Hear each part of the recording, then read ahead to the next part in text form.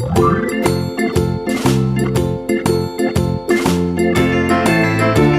Friend, welcome to the new education platform study world, कलम शून्य से शिखर तक।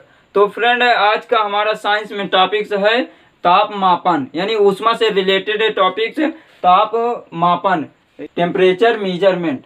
तो चलिए दोस्तों, शुरू करने से पहले एक बार हम आपसे कहेंगे कि यदि दोस्तों अभी तक आपने हमारे चैनल स्टडी वर्ल्ड को सब्सक्राइब नहीं किया है तो प्लीज़ सब्सक्राइब कर लीजिए और बेल आइकन को भी प्रेस कर दीजिए ताकि हमारे वीडियो का नोटिफिकेशन आप तक पहुंचता रहे। दोस्तों, इसके लिए आपको हम ये नहीं कहेंगे कि आप सब्सक्राइब ही करिए, नहीं। यदि आप हमारी वीडियो जो है आपके लिए हेल्पफुल लगती है तभी आप हमारे चैनल को सब्सक्राइब करने, नहीं तो इसको स्किप कर दीजिए, ये आपके ऊपर डिपेंड करता है। तो चलिए दोस्तों, पहले देखते हैं ताप की अवधारणा, कॉन्सेप्ट ऑफ टेम्परेचर। तो ताप क्या होता है? ताप किसी वस्तु का ताप वह भौतिक राशि है जिससे यह पता चलता है कि वस्तु कितनी गर्म है अथवा कितनी ठंडी है। छूने से यदि एक वस्तु ए का ताप वस्तु बी के ताप से अधिक लगता है तो हम यह कह सकते हैं कि वस्तु ए का ताप वस्तु बी के ताप से ऊंचा है अथवा वस्तु बी का ताप वस्तु ए के ताप से नीचा है।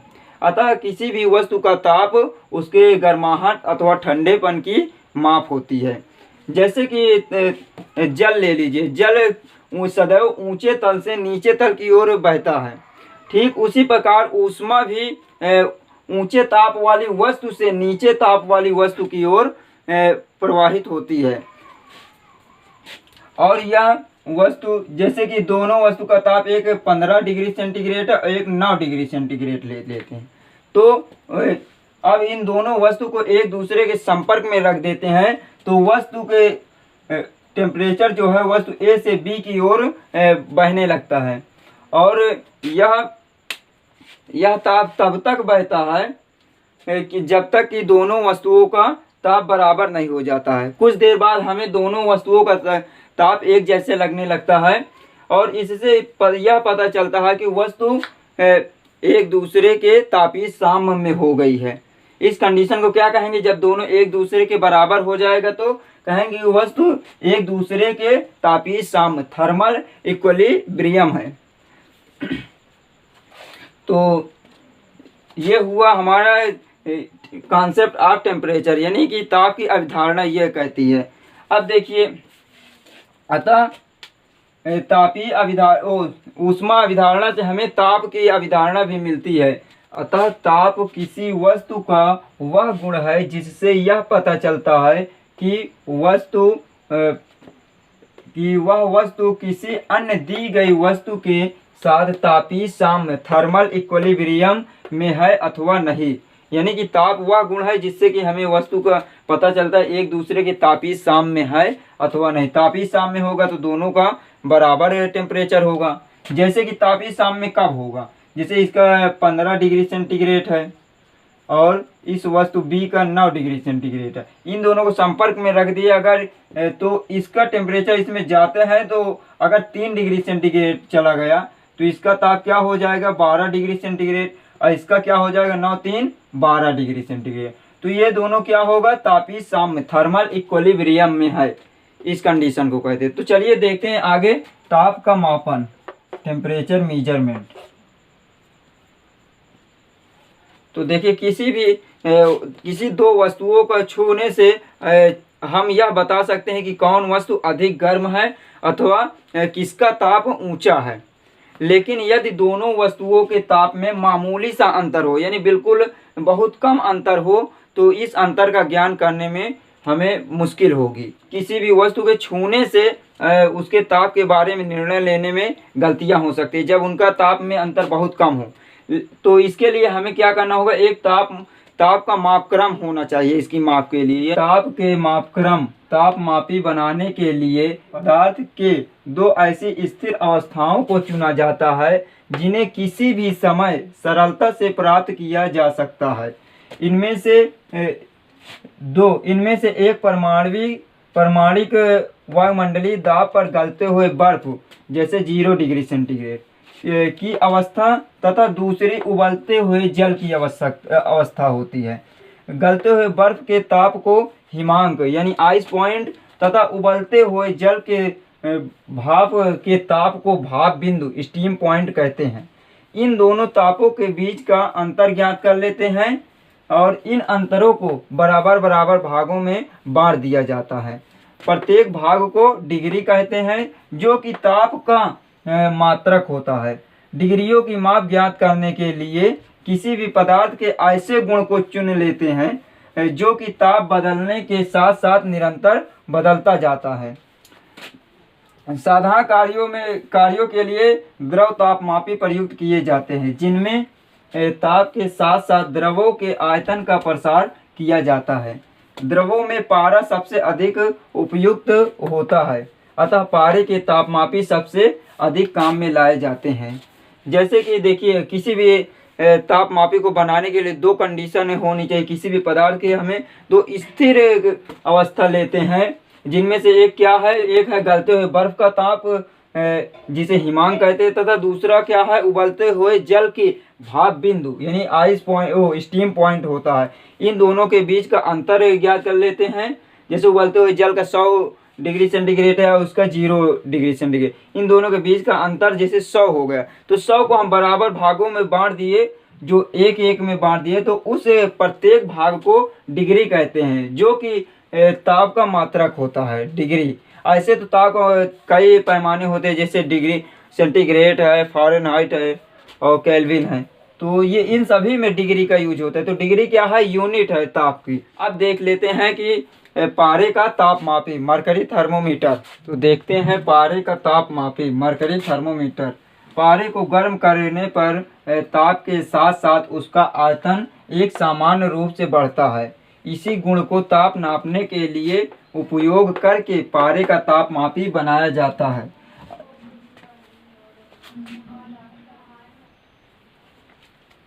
पारे के तापमापी बनाने के लिए कांच की समान परिच्छेद वाली यानी कि उसकी मोटाई समान हो, समान परिच्छेद वाली मोटी दीवार की एक केस नली लेते हैं। इसके एक सिरे पर बारीक दीवार का बल्ब बना लेते हैं। इसके एक सिरे पर ये बारीक दीवार का बल्ब बना लेते हैं तथा दूसरे सिरे पर एक कीप लगाकर उसमें थोड़ा सा शुष्क तथा शुद्ध पारा डाल देते हैं। इसके दोनों दूसरे सिरे क्या होता है, एक कीप लगा देते हैं और कीप में शुष्क तथा शुद्ध पारा डाल देते हैं। अब बल्ब को हल्का से गर्म करते हैं, जिससे अंदर की वायु फैलकर पारे से बुलबुले बनाती हुई बाहर की ओर निकल जाती है। देखिए यहाँ पे क्या होता है, अब इसे कांच के बल्ब को यहाँ पे आग से थोड़ा गर्म करते हैं। तो गर्म करने पर क्या होता है, जब ये हीट होता है तो अंदर की वायु फैलती है, फैलकर यहाँ बाहर की ओर निकलने की कोशिश करते हैं और बुलबुला बनाकर पारे से बाहर निकल जाती है। तो बाहर निकल जाती है तथा कुछ देर ठंडा होने के बाद यह कांच के अंदर की जो केस नली के अंदर की वायु होती है वह सिकुड़ने लगती है तथा पारा भी सिकुड़ने लगता है। और सिकुड़ने के बाद क्या होता है, कुछ पारा बल्ब के अंदर आ जाता है, पारा बल्ब के अंदर आ जाता है। इस क्रिया को कई बार दोहरा कर बल्ब को पारे से पूरा भर लेते हैं तथा केस नली के ऊपर के सिरे को बंद कर देते हैं। ये क्रिया कई बार करते हैं, उसको गर्म करते हैं तो फिर ठंडा करते हैं। तो इस प्रकार कई बार करने पर पारा से ये बल्ब पूरी तरह से भर जाता है। अब देखिए, अब केस नली को ये जब हो गया पूरी तरह से भर गया, तो अब केस नली को देखिए, केस नली को बर्फ के चूर्ण ले लीजिए, बर्फ के चूर्ण में रख देते हैं या बर्फ के बीच रख देते हैं। जब पारे का तल स्थिर हो जाता है तो इसके सीध में एक चिन्हित नली पर चिन्हित कर देते हैं, इसको रख देते हैं। उसके बाद ये देखते हैं कि यह किस टेम्परेचर तक है, उस पर एक चिन्ह लगा देते कहाँ तक पारा भरा हुआ है। और फिर पुनः इसको उबलते हुए जल में रखते हैं। इसी पारे को, इसी केस नली को रखते हैं तो पारा फिर फैलता है, अधिकतम कितना प्रसार करता है ये देखते हैं। तो देखिए इसके बाद कि इस नली को उबलते हुए जल में डुबोकर इसके सीध में एक नली पर चिन्हित कर देते हैं, अतः जिस प्रकार के पैमाने, अब देखो जब ये चिन्हित कर दिए कितना उसका प्रसार हुआ है उस पे चिन्हित कर दिए, और कितने पर वो सिकुड़ कर पारा था उस पे चिन्ह लगा, दो चिन्ह लगा दिए, हाईएस्ट और लोवेस्ट टेम्परेचर पर। तो अब देखिए अब इसके बाद जिस प्रकार के पैमाने वाला तापमापी बनाना होता है उसी के अनुसार चिन्हित बिंदुओं के आंकिक मान लिखकर उनके बीच की दूरी को बराबर भागों में बांट देते हैं। जैसे कि यहाँ पे जितने पर रहा और यहाँ पे जितना रहा, उन दोनों के बीच के जो आंकिक मान है उसको लिख लेते हैं और उसको बराबर भागों में बांट देते हैं। जैसे कि सेल्सियस पैमाना बनाना है या फ़ारेनहाइट पैमाना बनाना है या केल्विन बना, उसी के अकॉर्डिंग उसको बराबर भागों में बांट देते हैं आंकिक मान को। अब देखिए पारे के तापमापी की सीमा, पारा -39 यानी कि 39 डिग्री सेंटीग्रेड पर जम जाता है तथा साधारण दाब जिसे 1 एटीएम है पर 357 डिग्री सेंटीग्रेड पर उबलने लगता है। अतः पारे के तापमापी से इसके बीच मतलब -39 डिग्री से 357 डिग्री 357 डिग्री के बीच का ही ताप मापा जा सकता है। नोट देखिए ये बात ध्यान देने के, पारे के ऊपर की इस नली में नाइट्रोजन व आर्गन गैस भरने पर पारे का क्वथनांक बॉइलिंग पॉइंट बढ़ जाता है तथा इससे 450 डिग्री सेंटीग्रेड ताप मापा जा सकता है। अभी तक क्या था, 357 डिग्री सेंटीग्रेड तक मापा जाता है, लेकिन अब पारे के ऊपर केस नली में क्या नाइट्रोजन या आर्गन गैस भर दें तो इसका बॉइलिंग पॉइंट अभी तक क्या था 357 पर ये पारा उबलने लगता था, लेकिन अब 450 डिग्री सेंटीग्रेड पर उबलेगा। इसकी बॉइलिंग पॉइंट बढ़ जाती है, इससे क्या होता है 450 डिग्री सेंटीग्रेड तक ताप मापा जा सकता है।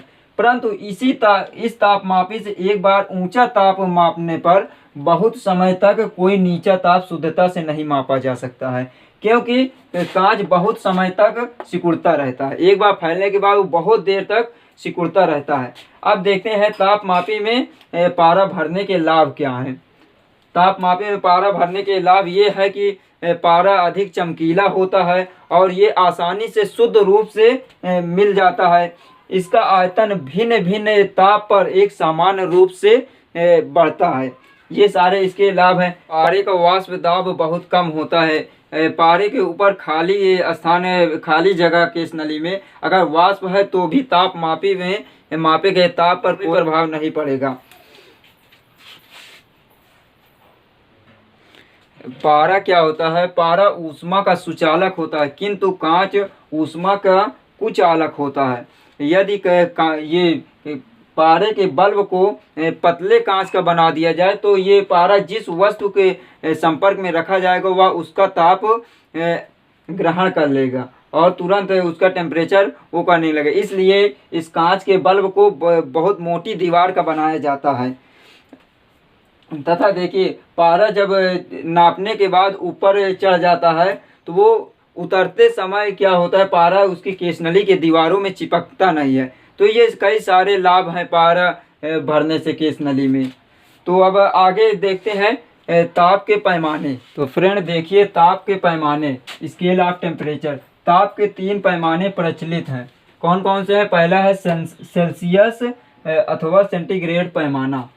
इस पैमाने को स्वीडन के वैज्ञानिक सेल्सियस ने सन 1742 ईस्वी में प्रचलित किया था। इसमें हिमांक को यानी कि आइस पॉइंट हिमांक को 0 डिग्री सेंटीग्रेड तथा भाप बिंदु स्टीम पॉइंट को 100 डिग्री सेंटीग्रेड माना गया है तथा इनके अंतर को 100 बराबर भागों डिग्रियों में बांटा गया है। साधारण वैज्ञानिक कार्यों में अधिकतर इसी पैमाने यानी कि सेल्सियस या सेंटीग्रेड पैमाने का उपयोग होता है। दूसरा देखिए फ़ारेनहाइट पैमाना, फ़ारेनहाइट स्केल। इस पैमाने को जर्मनी के वैज्ञानिक फ़ारेनहाइट ने सन 1710 ईस्वी में प्रचलित किया था। इसमें हिमांक को 32 डिग्री फ़ारेनहाइट तथा भाप बिंदु को 212 डिग्री फ़ारेनहाइट मानकर इनके अंतर को 180 डिग्रियों में बांटा गया है। इसका उपयोग ऋतु वैज्ञानिक में तथा डॉक्टरों द्वारा मनुष्य के ताप का मापने के लिए किया जाता है। चूँकि 100 सेंटीग्रेड डिग्रियाँ ठीक 180 फ़ारेनहाइट डिग्रियों के बराबर होता है, अतः 1 डिग्री सेंटीग्रेड ठीक 9/5 फ़ारेनहाइट डिग्री के बराबर होता है। यदि किसी ताप का सेंटीग्रेड पैमाने पर ताप C हो तथा तो फ़ारेनहाइट पैमाने पर उसका मान या ताप F = 32 + 9/C होगा, अथवा C/5 = F - 32/9 होगा। Equation number first.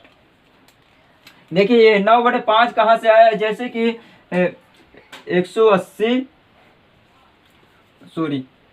100 degree centigrade बराबर क्या है, 180 डिग्री फ़ारेनहाइट है, तो 1 डिग्री सेंटीग्रेड बराबर क्या होगा, 180/100 फ़ारेनहाइट, यानी कि एक जैसे ये 2 9 जा 18 हो जाएगा और 2 5 जा 10, ये 10, तो 1 डिग्री सेंटीग्रेड इक्वल टू क्या हो जाएगा, 9/5 डिग्री फ़ारेनहाइट, ये होता है।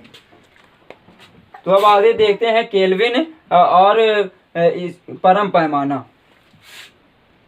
तो फ्रेंड देख लेते हैं तीसरा पैमाना, केल्विन अथवा परम पैमाना। इस पैमाने को लॉर्ड केल्विन ने सन 1892 ईस्वी में प्रचलित किया था। इसमें हिमांक को 273 केल्विन तथा भाप बिंदु को 373 केल्विन मानकर उनके अंतर को 100 डिग्रियों में बांटा गया है। इस प्रकार 1 केल्विन ठीक 1 डिग्री सेंटीग्रेड के बराबर होता है। अतः सेंटीग्रेड पैमाने पर मापे गए ताप में 273 जोड़कर उसका मान केल्विन में प्राप्त किया जा सकता है। यदि किसी वस्तु का ताप सेंटीग्रेड पैमाने पर C है तो केल्विन पैमाने पर उसका ताप K = 273 + C होगा, अथवा C = K - 273 केल्विन होगा। यानी कि सेंटीग्रेड पैमाना में ताप जितना होगा उसमें 273 जोड़ देंगे तो केल्विन में उसका ताप हो जाएगा, और केल्विन में हमको ज्ञात है तो सेंटीग्रेड में ज्ञात करना है, तो केल्विन पैमाने में से 273 घटा देंगे तो हमें सेंटीग्रेड में ताप मालूम हो जाएगा। तो केल्विन पैमाने पर मापे गए ताप को परम ताप कहते हैं, अतः इसे परम पैमाना भी कहते हैं। -273 डिग्री सेंटीग्रेड ताप को परम शून्य ताप 0 एब्सोल्यूट टेम्परेचर कहते हैं। समीकरण 1 व 2 से हम तीनों पैमानों के संबंध को निम्न प्रकार से व्यक्त करेंगे। C/5 = F - 32/9 = K - 273/5, यानी कि तीनों पैमानों का संबंध इस तरह है। हम किसी एक में भी हमको अगर ताप मालूम है तो हम तीनों में कन्वर्ट कर सकते हैं, ज्ञात कर सकते हैं। नोट: एक स्वस्थ मनुष्य का ताप 98.4 डिग्री फ़ारेनहाइट या 36.9 डिग्री सेंटीग्रेड या 309.9 डिग्री केल्विन होता है। तो